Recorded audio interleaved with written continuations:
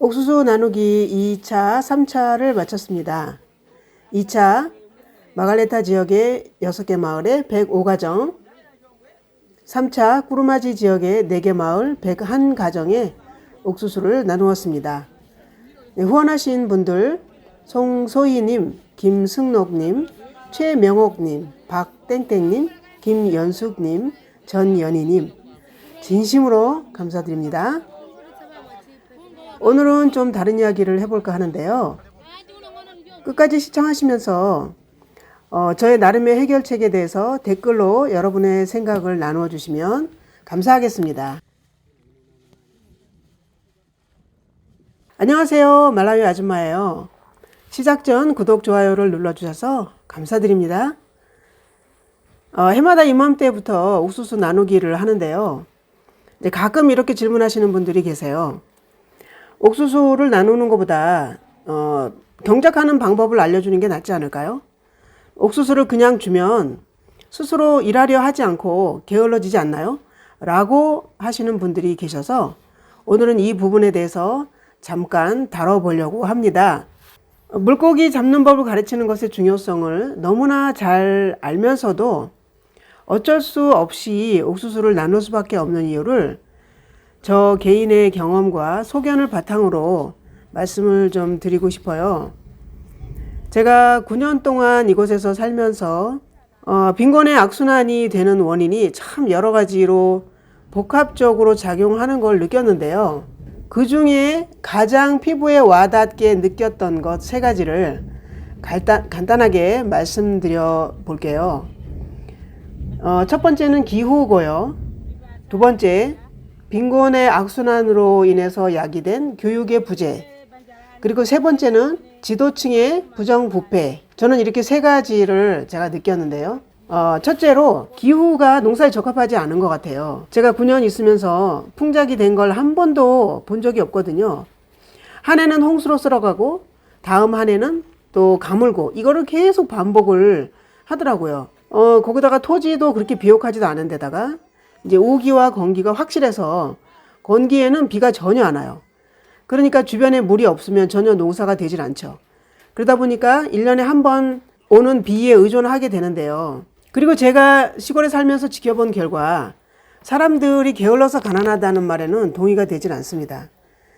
저렇게 이제 물이 조금이라도 있는 지역에서는 사람들이 부지런히 뭐 옥수수도 심고 또 저렇게 바나나도 심고 채소도 심고 그렇게 열심히 일을 하거든요. 새벽부터. 그런데 이제 늘 기후가 돕지를 도와주질 않으니까 이제 재난이 있죠. 해마다. 그래서 해외에서 수많은 원조들을 해주는데요. 이제 여기서 다른 문제와 연결이 되는데 제가 3번째로 다룰 지도층의 그 부패 그 문제가 이제 이것과 연결이 되는데요. 20%의 원조만이 해외 원조만이 실제로 필요한 사람들에게 전달된다고 합니다. 굉장히 안타까운 일이죠. 네, 그리고 이제 두 번째는 교육의 부재를 제가 참 많이 느꼈어요.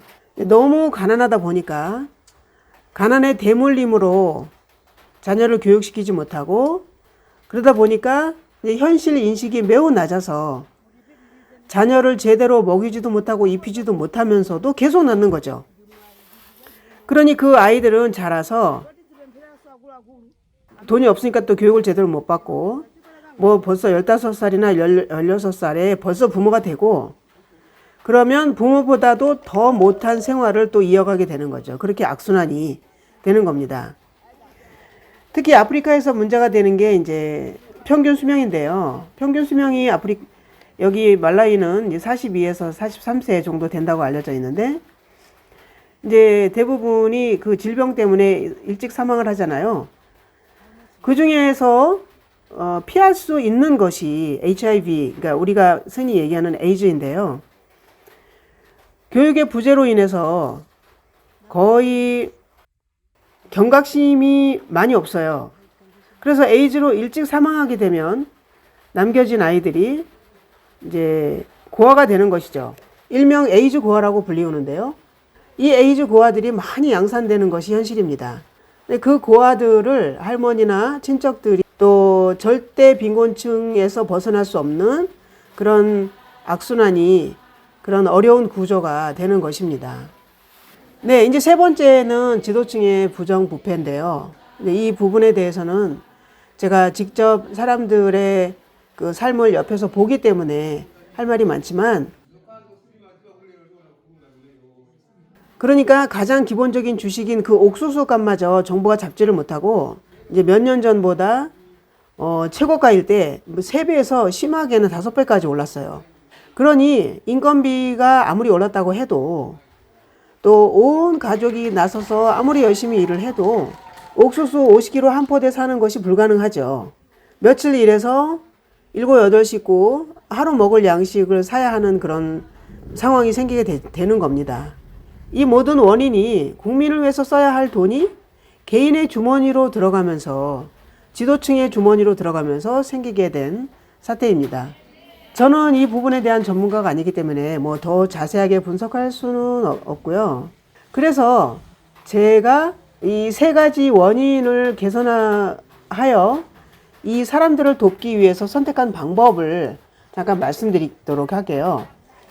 그러니까 이제 우선 배가 고프니까 후원금을 이제 보내주시는 분들의 그 후원금을 이제 운송비 같은 그런 이제 비용만 제외하고 거의 100% 이제 도움이 필요한 사람들에게 혜택이 갈 수 있도록 사용하는 것이고요. 다른 한편으로는 물고기를 잡는 법을 가르쳐 줘야 되니까 농사에만 의존하지 않도록 기술을 가르치는 일을 하자입니다. 그래서 저희는 미신 기술과 휴대폰 고치는 기술 학교를 1년에 한 번 2달 열고 있습니다. 근데 앞으로 여건이 되면 1년 내내 기술 학교를 운영하는 것이 저희 목표입니다. 또 농사에 관련해서 저희는 해마다 옥수수를 심는데요. 비료에 의존하지 않고도 농사를 지을 수 있는 여러 가지 방법을 실험하면서 농사를 짓고 있고요. 수확량도 나쁘지 않아요. 이제 다만 비용 문제를 어떻게 좀 더 줄여볼까 하는 것이 관건입니다. 이제 그 문제를 해결하게 되면 다른 사람들에게도 널리 알릴 생각입니다. 이제 마지막으로 제가 생각하는 해결책은 학교를 설립해서 청소년들을 잘 교육해서 이 빈곤의 악순환의 고리를 끊어낼 수 있지 않을까 하는 희망을 가져보는 거죠. 오늘 이렇게 간단하게 이거 실정을 말씀드렸는데요. 말라위를 이해하시는 데 도움이 되셨기를 바랍니다. 그리고 조금이나마 이해가 되셨다면 이곳에서 이들을 돕기 위해 애쓰는 많은 한국 사람들을 응원해 주시면 참 좋겠습니다. 그럼 여러분의 가치 있는 삶을 늘 응원하며 다음에 봐요. 시청해 주셔서 감사합니다.